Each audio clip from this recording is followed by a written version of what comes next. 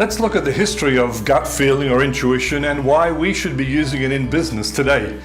Intuition is big data for our body. It's the result of our body's own algorithms processing millions of data points that surround us every day. That's why more than 40% of CEOs say they're still making decisions based on intuition despite having access to masses of data. What we've been seeing is that intuition is the voice of wisdom in our life to help you succeed and to not make wrong decisions. But where did it come from and what's the history of intuition? Plato believed that beside reason and sense experience, there was another way of knowing which he called divine madness. Aristotle defines wisdom as intuitive reason combined with scientific knowledge.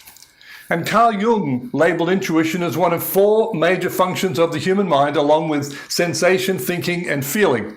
And by balancing all of these functions within ourselves, he said, we have the ability to maximize our potential. And so we can see that great business leaders have been using intuition for many years. Thomas Edison, Albert Einstein, Bill Gates, Richard Branson, all very consciously leverage intuition in their work. So how do these CEOs and leaders use this gut feeling or intuition at work?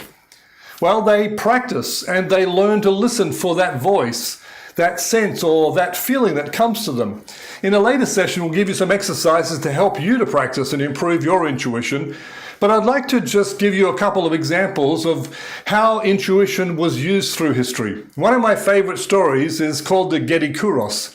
In the John Paul Getty Museum in Los Angeles in the 1980s, there was an ancient Greek statue brought in to be sold for about $9.8 million.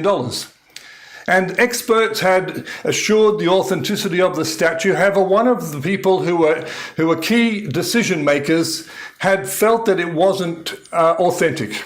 Their gut feeling, their intuition was trying to tell them it was a fake.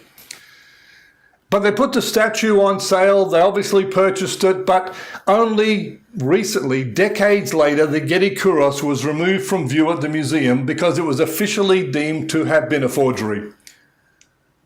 They lost $9.8 million. On a positive side, if you look at Steve Jobs, we see that he was famous for making critical decisions at Apple without first consulting fact-based business data. In 2010, he accurately predicted that the tablet could actually overtake the PC one day. And despite many data reports to the contrary, he followed his intuition, and in April of that year, he launched the iPad, disregarding the doubters who doomed it to fail. Between that date and now, 350 million iPads have been sold, proving his intuition was correct. In the next video, we're going to talk about the science of intuition and stories of success.